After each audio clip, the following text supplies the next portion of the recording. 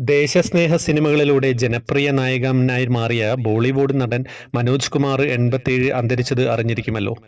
സംവിധായകൻ, തിരക്കഥാകൃത്ത്, എഡിറ്റർ, ഗാനരചയിതാവ് എന്നീ നിലകളിലും ശ്രദ്ധ നേടിയിരുന്നു അദ്ദേഹം. പാകിസ്ഥാനിലെ അബോട്ടാബാദിലാണ് ജനനം. വിഭജനത്തെ തുടർന്ന് കുടുംബം ഡൽഹിയിലേക്ക് കുടിയേറുകയും ചെയ്തിരുന്നു.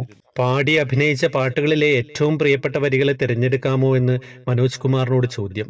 ഓർമ്മകളുടെ ഇടനാഴിയിലൂടെ തിരിച്ചു നടന്ന ശേഷം മനോഹരമായ ഒരു ഗാനത്തിന്റെ വരികളുമായിട്ട് തിരിച്ചെത്തുന്നു മനോജ്. കുച്ച് പാക്കർ ഖോനാ ഹെ, കുച്ച് ഖോക്കർ പാനാ ഹെ, ജീവൻ കാ മത്ലബ് തു ആനാ ഓർ ജാനാ ഹെ.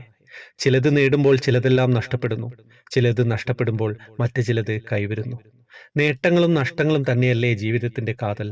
അരനൂറ്റാണ്ടിലേറെക്കാലം മുൻപ് പുറത്തു വന്ന ഷോർ എന്ന ചിത്രത്തിൽ സന്തോഷ് ആനന്ദ് എഴുതി ലക്ഷ്മികാന്ത് പ്യാരേലാലിന്റെ ഈണത്തിൽ മുകേഷും ലതയും ചേർന്ന് പാടിയ എക് പ്യാർ ക നഗ്മ ഹെ എന്ന അപൂർവ സുന്ദര ഗാനത്തിന്റെ ചരണം. എന്റെ ജീവിതമുണ്ട് ആ വരികളിൽ. ചോദ്യം ചോദിച്ച ലേഖകനോട് മനോജ് പറഞ്ഞു.